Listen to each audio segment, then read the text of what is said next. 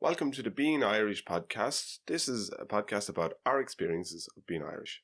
With very little research. Yeah, please don't reference us. Please don't cite us.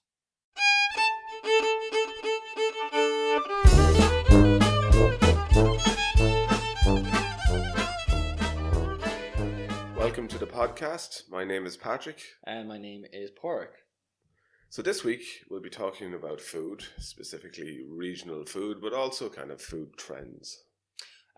It would be fair to say that we are influenced by America and by the current hipster outbreak. Outbreak of hipsters. That's the collective noun for hipsters. I'm not sure what the collective noun is for hipsters. I doubt it's complimentary. Yeah. Because that's just the way people are. Yeah. Clutch. A fashion of hipsters. It feels like you're in the right area. Honestly, I feel like gaggle or a murder. A murder. Yeah. That sounds like a murder of emos. Maybe, yeah.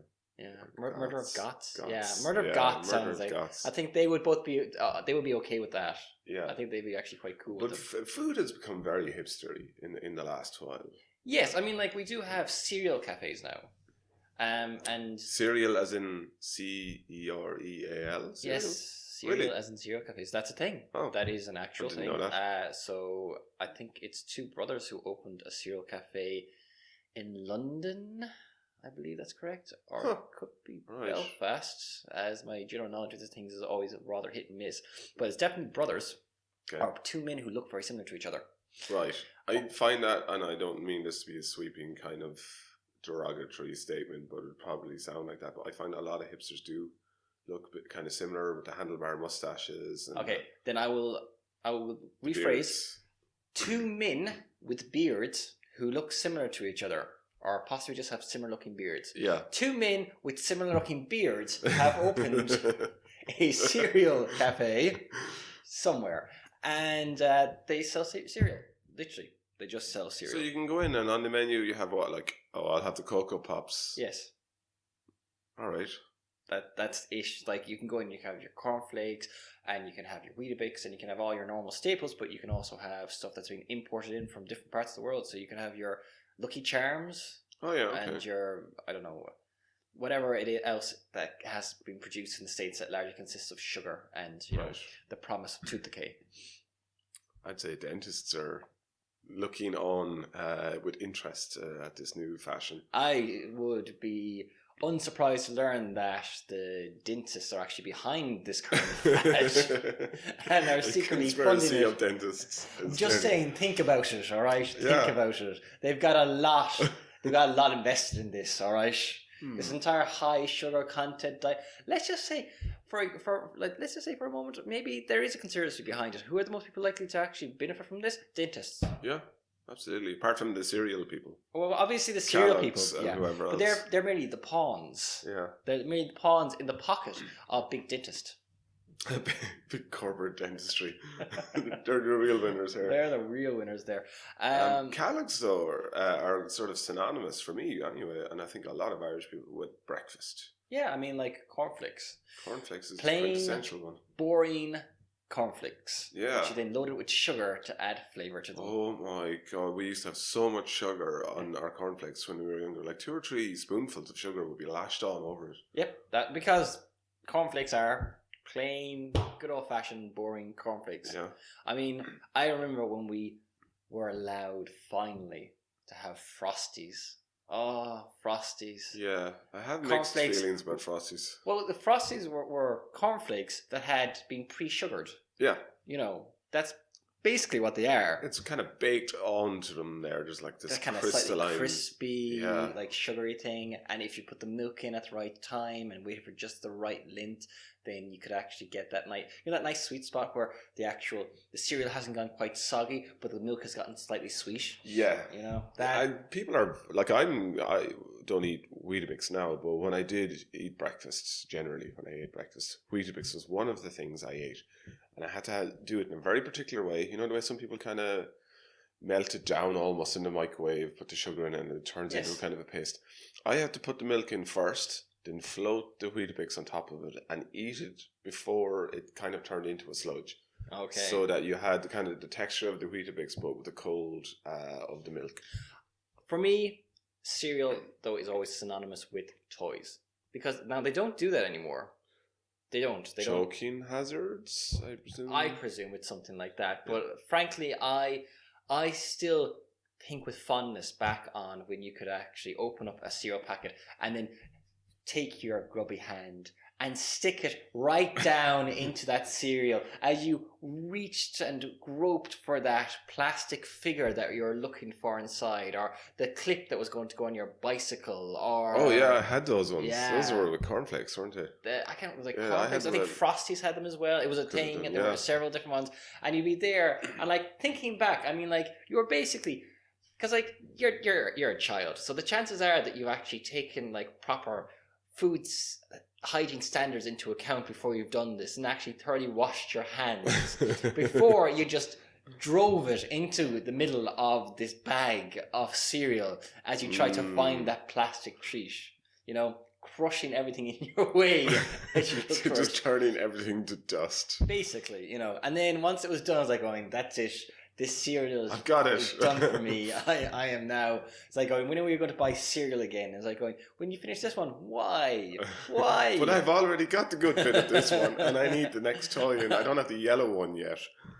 Weetabix actually had one of the best lines of promotions, if I recall correctly, because they had the Roald Dahl books. Really? Yeah. I don't recall that one. I'm pretty certain it was Weetabix that Roald Dahl, and I think Weetabix did... That's a great idea, though. Was it Weetabix or Kellogg's had the Thunderbirds diecast models as well? Awesome. Yeah. My gran used to collect stuff for us, and you know, you used to be able to clip out the tokens on the back. Yes, then, exactly. And was really good at squirreling away the tokens, and I think she used to even bum them off people from in the neighborhood or something, because we did she the same thing. Seemed really good at collecting them, and you'd show up and there'd be a little Tony the Tiger dinky, you know, the cast iron dinkies. I love those things. I thought they were great. It was, and I will always go back to like Roald Dahl for me, like one of my favorite like children's authors, and all of the Roald Dahl books that we had as children came from Weetabix. Brilliant. You know, and that was a great promotion. Yeah. You know, and legitimately, I actually always thought that was actually really good. Now though, things have moved on. Yeah. Well, look, I guess we still have cereals in cafes. Apparently. In cafes, yes. But we were also, as we were discussing earlier on, we're now venturing into the American version of breakfast, which sadly, I think, donuts. Yeah. No, don't get me wrong. I love donuts. I love donuts too. I really like a good donut. I like a good filled donut. You know, I like something with... I like a jam-filled donut, personally. Like, I'm happy with the strawberry, but like, there's some raspberries out there. There's some nice yogurts, chocolate filling ones. Kind of an apple-y sauce. I'm not too keen on the chocolate filled ones, to be honest. Generally, I like chocolate. I don't like chocolate flavored things. So I just, you know, if the strawberry or raspberry jam one is there, I'm just going to go with that. Donut with lemon curd filling. I do like lemon curd. With like white icing on top. Right. See, that to me now sounds like dessert, not breakfast. But it is an American breakfast. Think about it. Yeah. But see, I'm not, like I mentioned this already, I'm not really a big breakfast person. For me, breakfast is usually just a cup of coffee. Occasionally, there might be a slice of toast or a pastry. But that maybe is like once a fortnight. Yeah, well, I'm kind of similar in that I would normally get up and I'll have a cup of tea, and then an hour later I'll have another cup of tea, and about 3 hours later I'll actually start eating something. Yeah. But I'm not sure if that's just me having bad eating habits. Well, I'm a slow starter in the day anyway. I mean, the actual effort and mental capacity required to start cooking and then eating breakfast is just too much for me at 6:30 in the morning. Yeah, which may somewhat explain like the explosion in donut shops, because frankly, if you can actually just walk into a store and they'll just hand you like this thing, which is basically just a lump of sugar. And sugar is energy, so they are literally handing you sugar a kickstart to the day. Yeah. Yeah, well, fat is comforting. Yeah, well, and of course as well, we're geared to try and get as much fat as possible because, in the words of the Starks, winter is coming quickly. Get all of the fat you can. And it could be a hard one, and your body doesn't realize that there's any number of donuts still on the shelf over there. It's just like yummy, yummy, yummy, sugar and fat. Get it while you can. And it is fair to say in Ireland, you never know when winter is going to come because we could just have a bad summer. Yeah, because like a mild winter can be better than our good summer sometimes. Yeah, it occasionally happens where you get like last year I got caught in a snow blizzard in April. Yep. Yeah. So I'm quite like an unexpected hailstorm in June. It was an unexpected hailstone in a shower in Limerick just a couple of days ago, and it caused a 12-car pileup.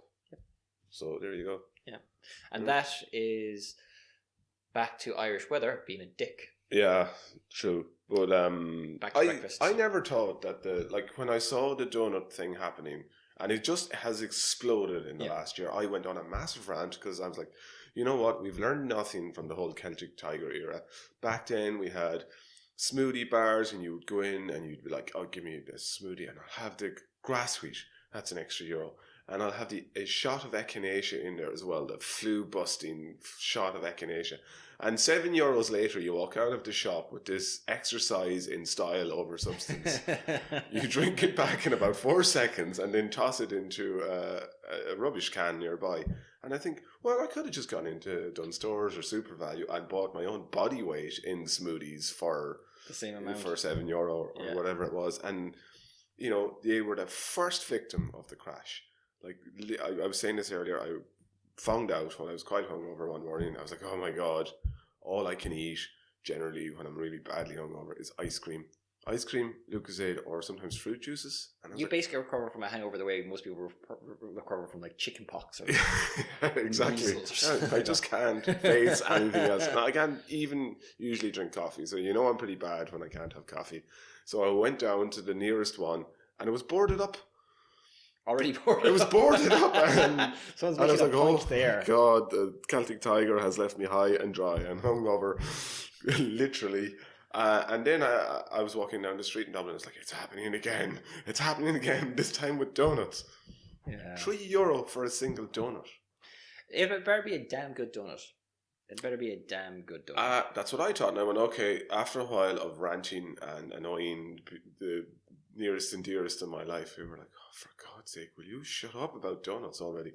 I went in and I tried one, and I thought, well, maybe for €3, if you go in the morning, there'd be a coffee and donut deal.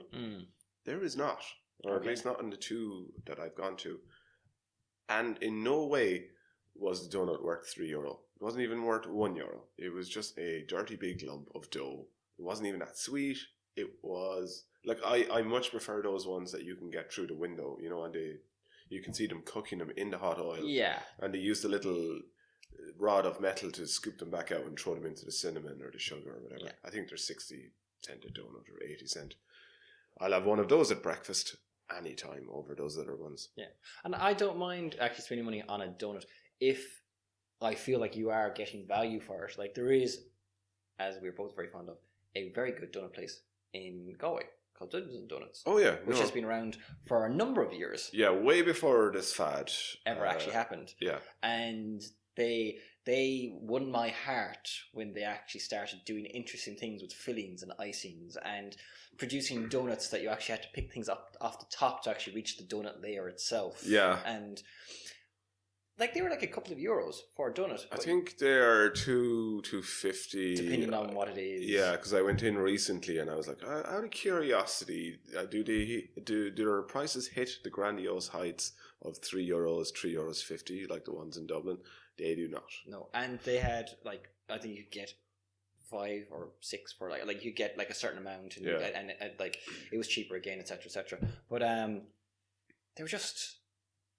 There was a variety of different flavors, different styles of you had options that I'd never even considered when you came to actually donuts before. And eating one on its own with a cup of tea, like you went in and bought a tea and a coffee and a donut, and that was it. You were done. You're full. Yeah, they are big. Yeah, and that I get. I actually because I do like donuts, so I don't have any issue with more donut shops being existent. It frankly plays to me as a consumer. Yeah. You know, but at the same time, it's like, as you said, with smoothies, sometimes you look at what a place is offering you and what they're charging you, and you're going, I know that this isn't tallying up. Yeah. I'm not getting the bang for my buck out of this that I'm justifies just me. generally angry about them, not because I'm anti-donut or anti-business or anything. I mean, You're anti-big donut. if you can make a living... Actually, you're pro-big donut. Yeah.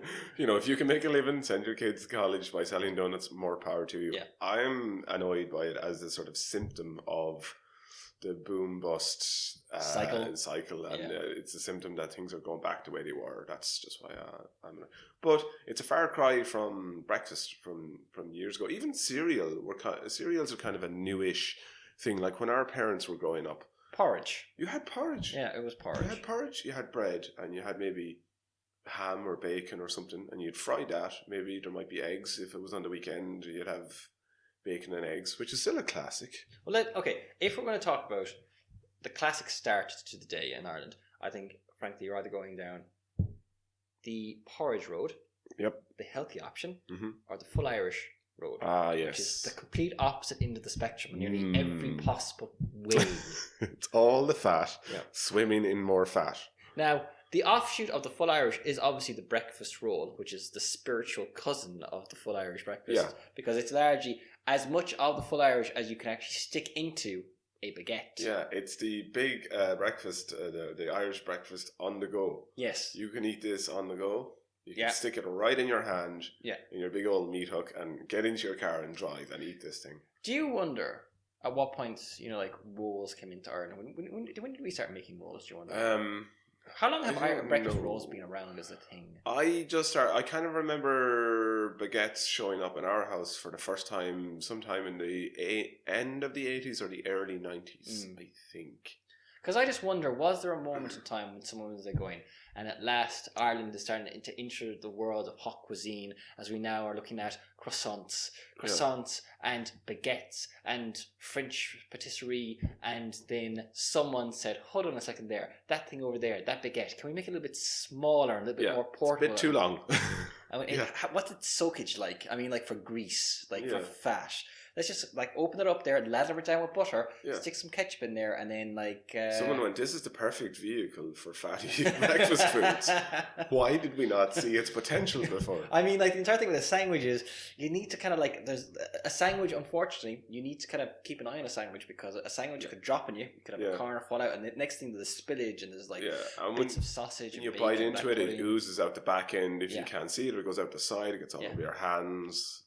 Yeah. Well, so that was that. But the blah has been around for a long time, and I actually don't know where it came from. And I think I saw a documentary about it one morning, and they're like, well, we don't know where it comes from, but we think it comes from France, and that the blah is a bastardization of blanc, meaning white, because of the white floury bit on top, or it could be bleu, which is an umbrella, kind of catch-all term for the different type of wheat germs that you use in it. But it is actually the first time that we're now mentioning an actual Irish regional food delicacy. It is Waterford. It is Waterford. I mean, it's quintessentially Waterford. Yeah, and I have to say, I went a large part of my life without knowing what a blah was or that. But now I think I'd heard of them, but I'd never actually had one. Yeah, there's a couple of places in Waterford that produce the majority of them. But having said that, well, that's what I read when I was researching. But I'm fairly sure I had one outside of Munster at some point. Now, I don't know if it was a bakery that just got them in specially, and this was the thing. They were trying to attract people in with genuine blahs. It could have just been someone from Waterford who was looking for that taste from home. Yeah, no, actually, it could have been. Yeah. And I had bacon and sausage and eggs on it, and it was to die for. It was absolutely amazing. It was a lovely soft bread. It was just, you knew it was bad for you.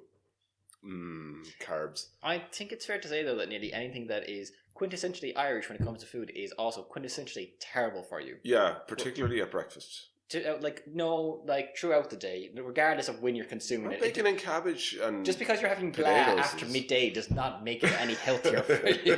That's what I'm saying. Okay? It's blah with quinoa. We're fine.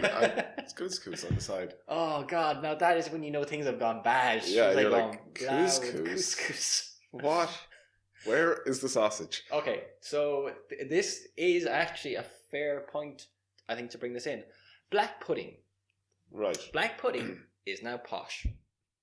It is, and I don't know how that happened. Neither do I, but it just works so well. Because usually with these things, you can kind of see the market campaign coming. Right? Yeah. We're going to make black pudding great again. Yes. We're going to make it posh. And then you're like, you've got the naysayers who are like, no, black pudding is black pudding. It's got as a common place, as the people who eat. It's somewhere between the sausage and the beans. You know, Yeah, that's where black pudding is. We like it because it's one of us. Yeah. But now apparently it's not. It's, it's going to champagne dinners and stuff. It's a gourmet thing. It's a gourmet experience. It's now a very popular starter at weddings. I didn't know that. Have you not had black pudding as a starter? No, but and I've been to a lot of weddings recently, and yeah. I'm going to another one fairly soon, so we'll see. I've had it like I think at least 3 times now at weddings as a starter, and I am all for it because black pudding is very tasty. I've always had, but black pudding then when you get creative with it, like when you put something else with it a little bit sweeter, or put a layer in something. So black pudding on top of. I actually think what it was that I had most recently. Apple is a classic that goes with it, apparently in France. And they have some kind of a pâté as well. And lovely. I like pâté. Those little wafers, little wafers actually have it. So I think it was like black pudding with like an apple thing, and then there was actually pâté as well, and the bread wafers or whatever the hell that was. So actually I was like going, this is a combination that works on a number of levels. Also with pork, black pudding with like pork belly. Oh yeah, I mean that's wonderful. That just sounds great. It's like but that could be breakfast for me. I could be like, well, pork belly and black pudding and just any. Do you have any more meat? It's like just add that on. Let me just see what level of cholesterol will I hit with this particular combination of foods. Because like if we're starting off as like the full Irish as being like your baseline, then just pork belly with black pudding, is that a step up? A step down, or are they parable? I mean, like, does it make the cut when it comes to what you actually need to actually make it an Irish breakfast staple or suitable to actually have at breakfast? Because I'm pretty certain, based on quantifiable evidence, if you're not having porridge, then you've got to have something that makes your heart go boop boop. Yeah, you have to like restart it manually. Yeah, I think it certainly is heading towards that kind of territory. Yeah. I went into a very new kind of stylish restaurant that had just opened up, and they were like, trying to have people come in and give them discounts and stuff for, loyalty cards and all this kind of thing. And I went in and sat down and I saw black pudding on the menu at lunchtime. And I was like, what? And now I'm a fairly adventurous person when it comes to food. So I was like, I'll have a bit of that, please. It came out. It was very artfully done. It was like cheese crumbled into it. It was some kind of leaf. It was olive oil based, something or other drizzled into it. There was artisanal nuts in there and everything. And it was actually really, really good. There's little bits of blue cheese in there as well. The first time I had ever eaten it that wasn't in a breakfast, it was years and years ago in a French place. It's gone now. It was in Galway. Myself and Donal went in. And we're like, black pudding with apple. All right, we'll give it a go. It was really, really good. So I think other people besides us have realised the posh potential for black pudding a while back. We're just cracking onto it now. I wonder if maybe it was just something that was always posh, but we just kind of did that thing. Was like kind of going, so here's a baguette and here's a breakfast roll. Here's black pudding. Here's a full Irish breakfast. Yeah. I don't know. I mean, if you think about how it's made, it's kind of hard to imagine that it's very posh. So you get the animal. Yeah. And you may want to cover your ears if you're squeamish. Let's just say that when it comes to black pudding, because I've actually been involved in the process of making black pudding and sausage and all that kind of stuff. Oh yes, that's right. You're better to explain this actually. Yeah, but I'm not because black pudding, like sausage, is one of those dishes that is best consumed and not thought about. All right. Enjoy it. Yeah. Don't give it Google too much it if thought. you're curious. If you really want to know, you can find out. But I'm not going to break the illusion now. I've just spent the last 5 minutes talking about how much I love black pudding. Yummy it is. It was blacking out everything else that I know about black pudding and how it comes into existence, all right? The yummy part of your brain is just like in the corner, in the fetal position, going hands over the ears, going, I'm not listening, you can't make me. So like... But yeah, given how it's made, it's kind of... It doesn't seem like a posh way of doing. Yeah, it's like, oh, this is very posh. You know, it's not like champagne. Yes. However, this actually, again, seems like a good time to actually bring this into it. Because when it comes to things that you have to admit does not sound that palatable, but is definitely a regional dish, I think we have to bring up drisheen. Ah, drisheen. Oh my God. I only had that quite recently. No, it's a Cork. It originated in Cork. It's a Cork thing, right? And I think, like, I've seen it on sale and stuff in the English market.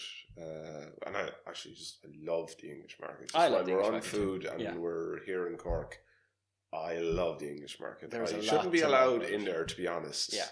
I could just come out with no money, but lots of tasty things. There is actually something that you should know about the English market. If you've never been there before, which is always worth keeping in mind. Yeah. Wear a jacket. Okay. The English market is quite cool.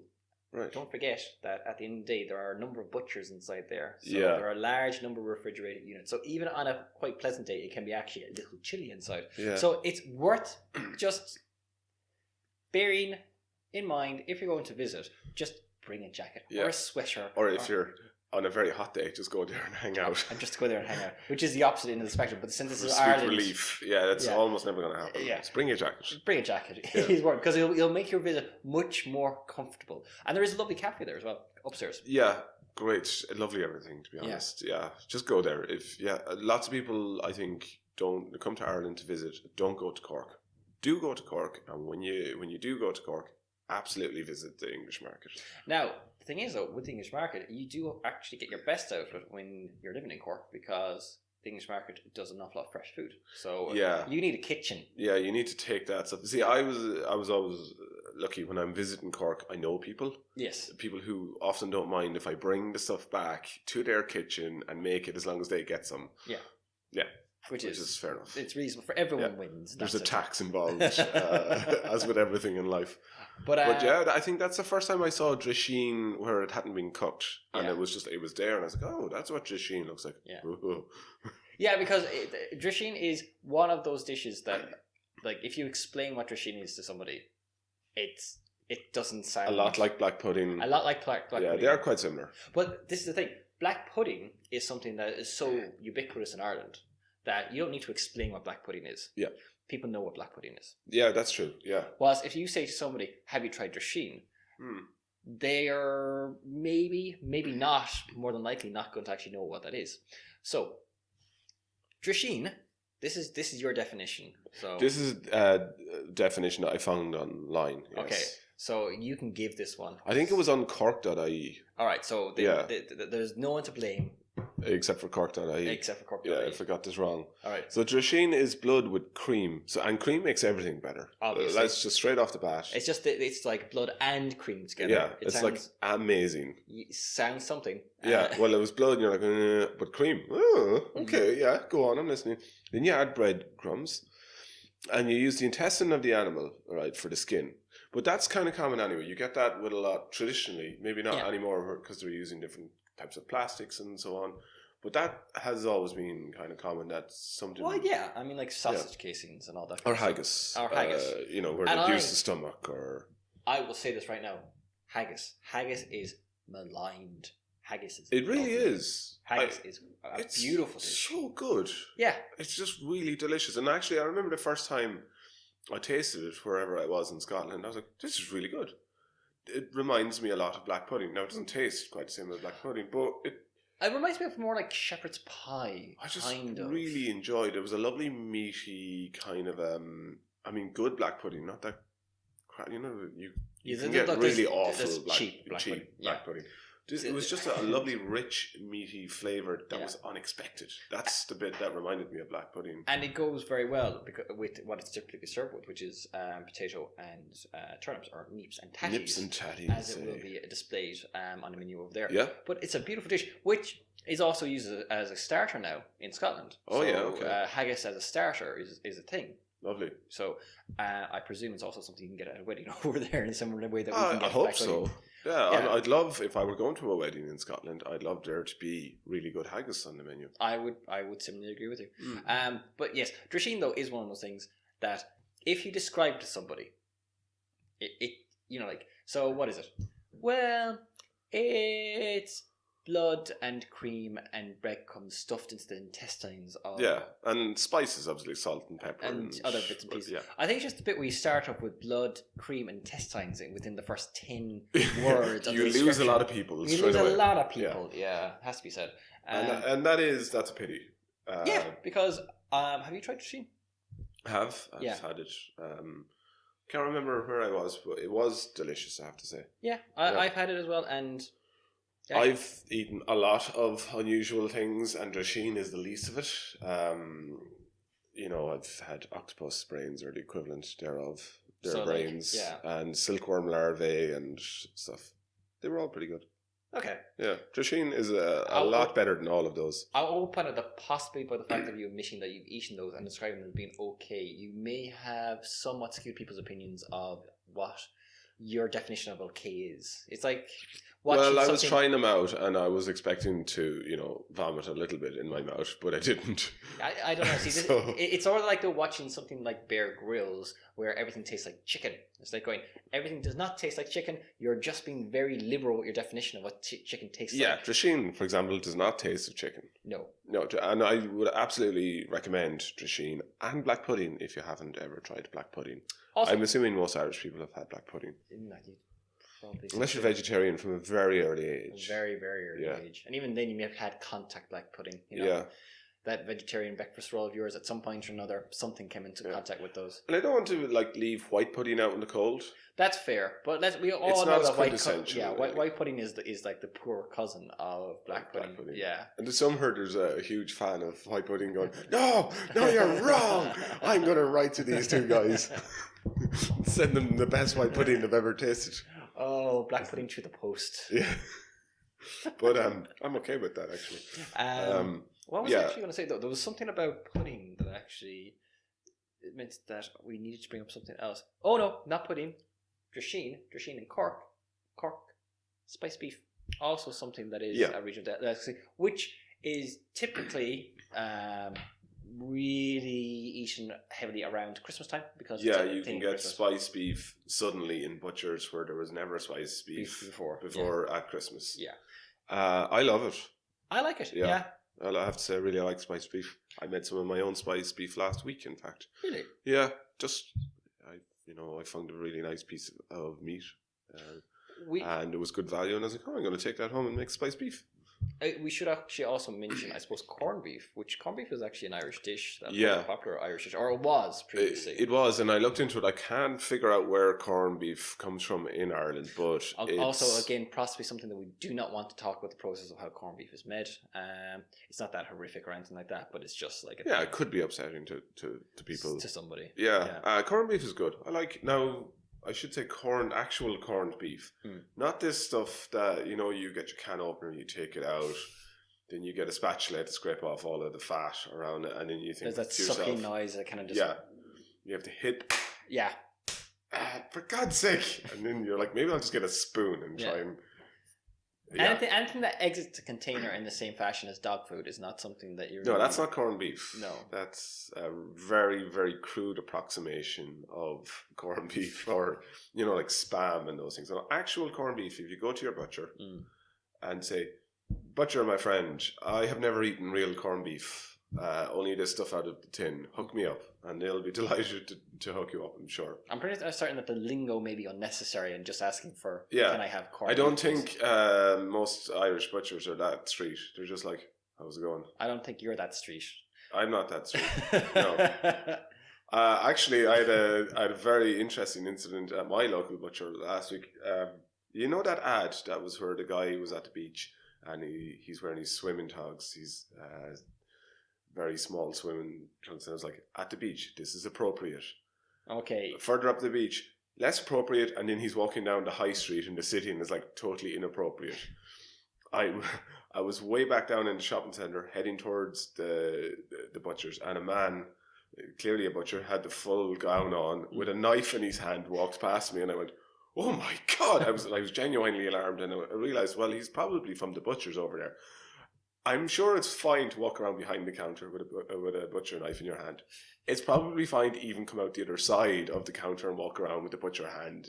Even at the front of the shop is probably okay. At this stage, he's all the way down past Tesco, striding purposefully with the knife in his hand. And I was like, everybody get out of the way quickly. I like it. You're like going, there's a butchering emergency. I must get to it. I have a thing to see. There's a steak that must be cut. And he strode off into the crowd. So I went down and went, can I have some of the, I think it was diced lamb I was getting. And he went, how much do you want? And straight away my mind went, kilograms or pounds. And then I went, no, that's all too complicated. So I just held out my hand and went, that much, please. And he just went, fair enough. Yeah. And he scooped in his hand and went, that much? And I went, that's the right amount. Yeah. That's how I communicate with butchers. I just go, give me that. Give me this much of it. Well, we have been educationally confused by weights because we know we should be using kilograms, but we're inherently going to try and use pounds and stone. Yeah. Particularly for the everyday, like, tangible things that I sort of naturally think in pounds and stones. Because that is the weights of our forefathers. Yeah. Whereas kilograms is this newfangled but much more sensible system that we're brought in. Breakfast cereals are measured in kilograms, let's put it that way. Whereas, serious meat is not.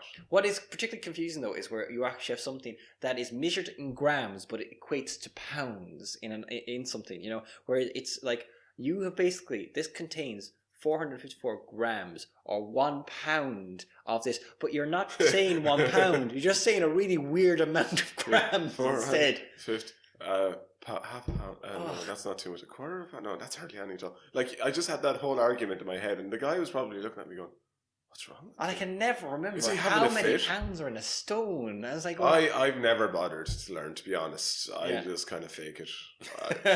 You just lie. What did you say? About a kilo? Is that right? Yeah, whatever. Give me this much. The same thing as like Irish directions. How far is it? Half a mile in kilometres? I don't know. 5? Irish people don't answer that 17? question in units of distance. We always give units of time. It's about 10 minutes walk. Yeah. That's not how far away. We have no idea of where things are in relation to each other when it comes to real distances. It's all kind of like going, how far down the road is it? I don't know, half a mile, which could mean anything between 3 kilometres and 16.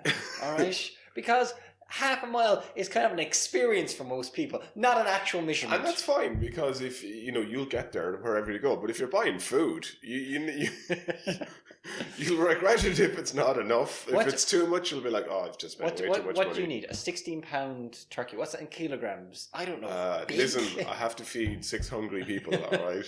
You work it out yourself there. This is what I'm paying you for. What's that in kilograms, 16, because we like to offer a sort of narrative for our measurements, because nobody knows what's a pound and what's a kilogram, really. Something the size of my 3-year-old. Yeah. Something the size of my 3. He's 4 now, so imagine him a year smaller. Younger. Yeah. And it has to be able to fit in the oven, obviously. My oven is this big, and you just hold your hands out. And the guy is like, what is wrong with our education system? It's made my job so much harder.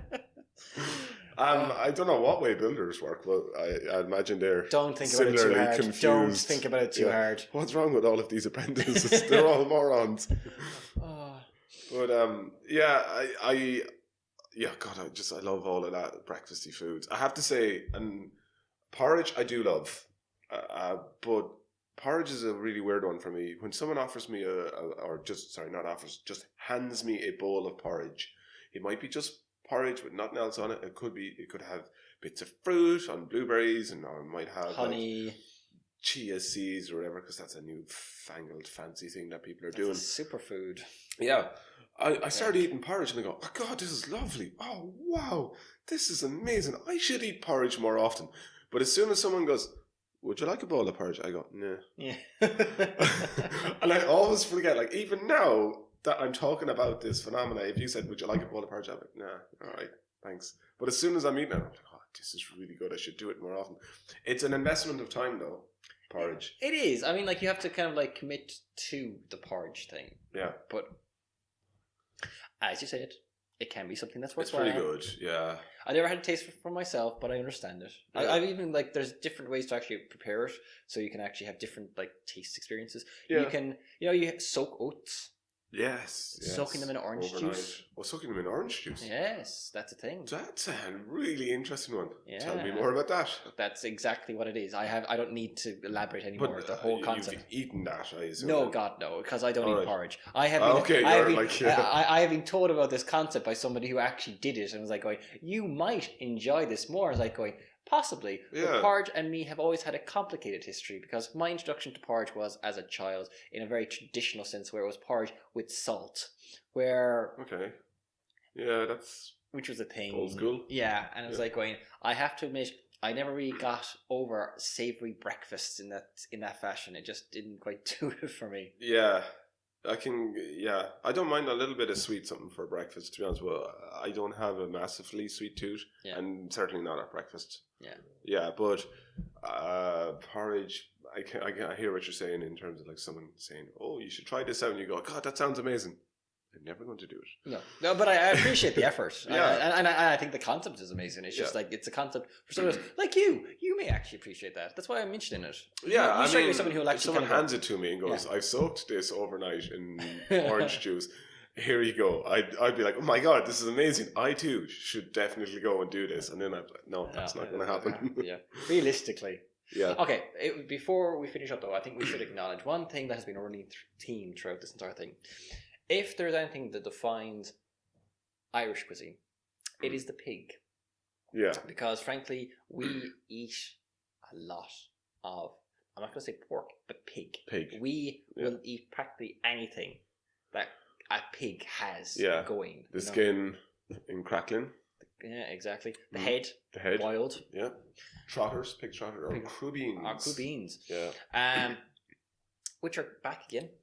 They're back. I mean, I don't understand why they went away, and they didn't on the continent. They don't call them Crubeens, obviously, over there. Crubeen was the Irish for trotters, basically. Yeah. It's a lovely, soft, tender meat.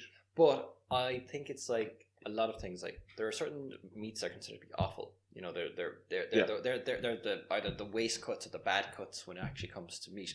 And traditionally, they're the type of meats that you would have eaten if you were poor. Yeah. Because that's what you could afford. And generally, going back long enough, if you were Irish, living in Ireland, chances are you were poor because, well, you could have been middle class or upper class Irish. But that was the minority. Yeah. The majority. The masses who were Irish, they had to get by on whatever bits nobody else would like. And that wasn't just meat, it was gur cake or Chester cake as well. Yes, which is something I'm not familiar with.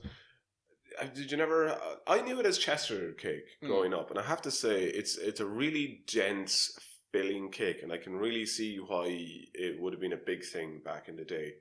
And I actually took the following bit from Mannion's Bakery. I actually go in there a good bit. I'm going to plug them a little bit. They're a bit of an institute in Dublin, and they do an amazing raspberry muffin. It's just to die for. But gur cake, it's called by the Dubs, or Chester cake by other people, or donkey gudge cake by people from Waterford. I think they have their own unique little bubble when it comes to food. There's a story behind that name. Yeah. There is definitely a story behind that name. I hope it's hilarious. One really hopes it's hilarious. The word gurrier, I'm sure people have heard that one as well, particularly in Dublin, is an old Dublin term for a young fella or a troublemaker. And gur cake was really popular in the Liberties. That's up behind where Guinness is there today, where Mannion's Bakery's HQ is. And gurriers would skip school or be on the gur.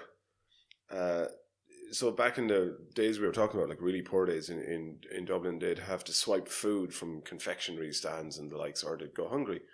So that you get all these kind of offcuts that they'd be able to steal or that no one was bothered about them having. So it's basically scraps of stale bread, crumbs, leftover cake cuttings, and you take these home and you'd make them into a delicious treat. This is really dark in the middle. This is quite a dark brown colour in the middle, and it's got a much lighter pastry on the outside, and it is dense. Now, I think in Manning's Bakery and the likes, they'll sell you just a lump the size of your hand, and it's about €2. Okay. To be honest, I think you could take that home, cut it into 4 and give it out, because it's really filling. Is it particularly sweet, or is it like, is there a distinct flavour to it? It's sweet, but it's not very, very sweet. It's almost savoury, you know. Okay. It's good. It's worth checking out. Again, just, you know, it's hard to get a small amount, an appropriately small amount, because it tends to come in a big lump. Well, like, I suppose from where I was from, home baking would have been stuff that was more like soda bread.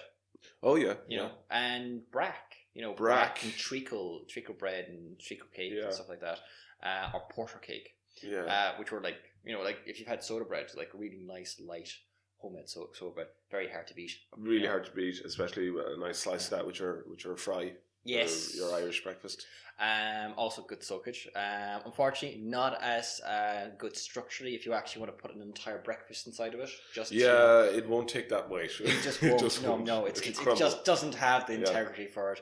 But like brack, you know, like Halloween brack. I don't know if you ever had that. And I was thinking about that earlier, actually, when you were talking about, you know, diving around the cereal to get to the prize. We have a long cultural history of putting things into usually bread, like rings and so on, and you would get the ring or the little piece of rag, and if you got the ring, and then you were going to get married. If you got the coin, you were going to be rich. If you got the rag, you were going to be poor. And obviously this was way back before health and safety, when you went, really, should we put small choking items into bread? They're still being made. You can still get Halloween brack. Okay, in good. shops. I hope it probably comes with a huge label on it. It is marked that there is a ring inside of it, because like if you're not aware of it, then it is either a choking hazard or a good way to chip a tooth, because it's just a big band of metal in the side of a brack. Yeah. But that was a thing that we always had growing up. At Halloween in particular. Time, But brack around the year was just a thing, and like if you haven't had brack, it's a kind of a sweet bread with a lot of raisins and currants inside of it. It's a little bit dry. It's a little bit dry. To other breads. Yeah. And then like treacle cake, porter cake. Those are lovely. Like dark, sweet cakes. Rich. Lots of raisins again, brackets out of it. But yeah. What were we talking about before this? We got sidetracked. Pigs. Pigs and Crubeens. Pigs and Crubeens. But I think a reason that they went out of style was because people were able to move on from them as being a staple. You know, because you know you were able to afford the better cuts and so on, pork chops and whatever else. That's now kind of come back full cycle, because as is the way of things, people like black pudding are looking at it as these kind of offcuts, as they were considering going, well, actually, hold on, these can be actually quite flavoursome, or they have a very distinct flavour. Like oxtail. Oxtail is a thing. Oxtail would have been a very poor cut, but oxtail is actually also now. It's got a lovely flavour, and I think it's about how you cook it. You know, so a lot of the time with these slower cuts, actually, if you use a pressure cooker or you use a slow cooker or something like that, then, well, obviously, then that's specialist equipment, that's more money, it's stuff you need to have, or time you need to take, you know, or even expertise, because to actually know how to actually prepare something. Like, because I will always to this day remember very fondly my mother's first attempt to make a curry, because like for us as a staple growing up, it was bacon and cabbage.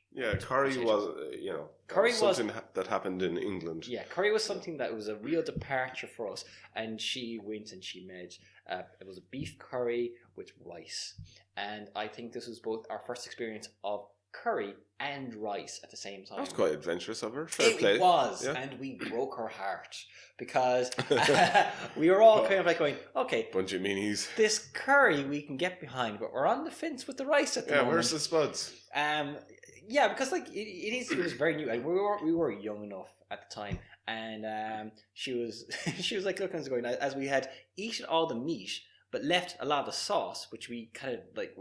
You know what? Like now, you obviously use the rice to soak in the sauce, and then they kind of get the best flavor out of it, because rice on its own is very plain. You know, and she was just left looking at plates that were largely, as far as she was concerned, untouched. And she's like going, you hate it, you know, like I'll never make this again. And we're like going, no, I mean, like we're still trying to figure this out. It was like, no, curry did not happen again for many years after that again. You know, we learned our lessons there. Yeah.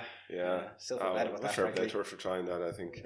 I remember the first time my grandfather had pizza. He was staying with us for a while, and my mom wasn't there. And I was running out to do something. She's like, make sure your grandfather gets something to eat. And I was like, right, I hope you like pizza. And he fair play to him, he was like, yeah, I'll give it a go. Yeah. I gave it to him, and he said, that was really good. What's on that? And I was like, it's mainly just fat, to be honest. This is probably why he liked it so much. Bread, basically, with cheese and other bits of meat stuck to the top of it. It reminds me of breakfast. Yeah, he was like, and I can hold it in my hand. This is really good. Because he was like that old school working man who would be like, he'd have his potatoes and then meat and 2 veg. That was it. I knew that Ireland had changed when I was a teenager, and I knew that we moved into a more like cosmopolitan era when I was working in a butcher's and I was serving a woman behind the deli counter, and she was in her 60s or something like that, and she was looking at the coleslaw, and then she looked at me and was like, going, "Do you have any curried coleslaw?" I was like, going, "We have arrived. We have arrived." Curried coleslaw. Just 1 second. I'll check. Yeah, so I would say really in the mid-90s is when this started to change dramatically. And people, you live and have lived in more than one place that has a lot of tourists. Yeah. People will often come up to you and say, I want to, and they're often Americans, you know, so I'm going to pitch it in that way where people come up and they go, hey, you got any good places with traditional Irish food? And I always think to myself, what the hell does that mean? Yeah. Traditional Irish food. Like, for the most part, you'd be like, Jesus, you don't want to do that. Like, you're here to enjoy yourself. Don't do that. We've mostly important what you eat. Yeah, exactly. There's a reason for that. But now there's like celebrity chefs who are going, you know, the sea, it's brilliant. We have a rich heritage of great food. And we've sort of ignored the sea for a long time. We've ignored fish. But now suddenly foraging is popular. All these celebrity chefs are like, I like to forage my own food. And I've come here with expert forager Jim McNally from wherever. And you're like, I know. You're out. I know the most tragic story in relation to foraging, and I'm not going to repeat it. But all I'm going to say is this: is that foraging is all fine and dandy, but you bloody well better know what the hell you're doing, all right? Yeah. Because if you find it randomly outside, all right, and then you say, "Well, this looks tasty," look, the entire process of evolution was based on a concept of those who either were smart enough to realize that this was a bad idea or tough enough to be able to survive it with the ones who actually kind of managed to keep on genetically, all right? Whilst the entire point of where we are now is that we should have learned from our mistakes, or the mistakes of others, or the mistakes of our forebears, you know?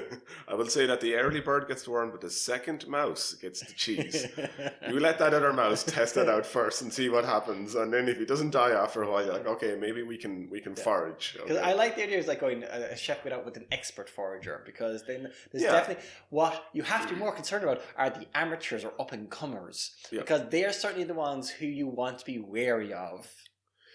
Yeah, like, oh, foxglove, yummy. You're like, no, that's highly poisonous. You shouldn't. But it looks so pretty, and I bet it smells good. No, stay away from that. I know a good bit about. I picked all these mushrooms myself. Yeah, mushrooms I would be very wary of. I have to say, I have picked mushrooms before. I know a good bit about the Irish wildlife, the Irish countryside, and so on.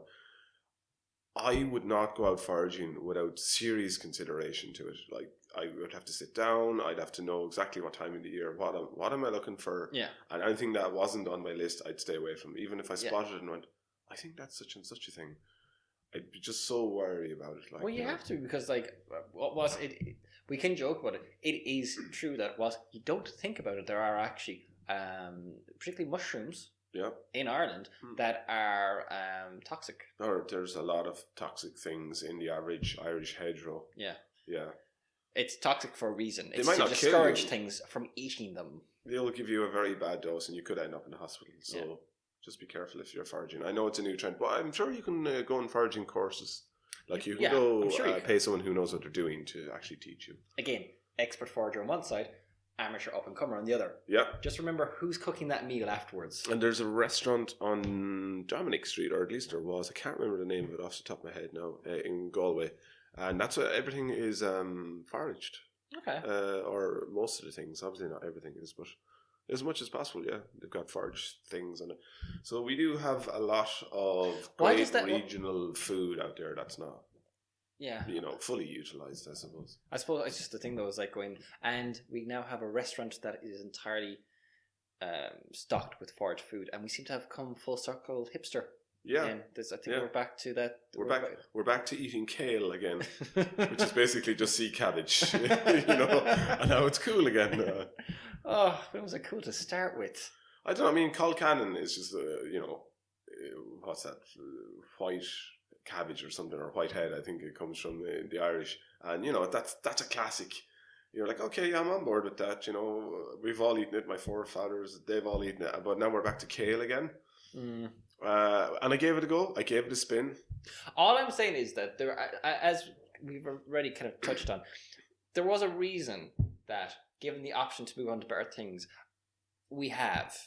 And just because something was left behind doesn't mean it shouldn't be left there, and that applies to food as well. Absolutely. Okay? Yeah. So just on that thing, when it comes to nostalgia, I'm willing to kind of allow for a certain amount of it, but let's just say, people, that sometimes things are best left alone. There was a reason that we ate them in the past, but then given anything else, we said yes. Yeah, be careful, be wary of nostalgia. Be wary of nostalgia. And that seems like a good place to eat. I think so. This. What words of wisdom to end the podcast on. All right, so that's it for this week. Thanks for listening.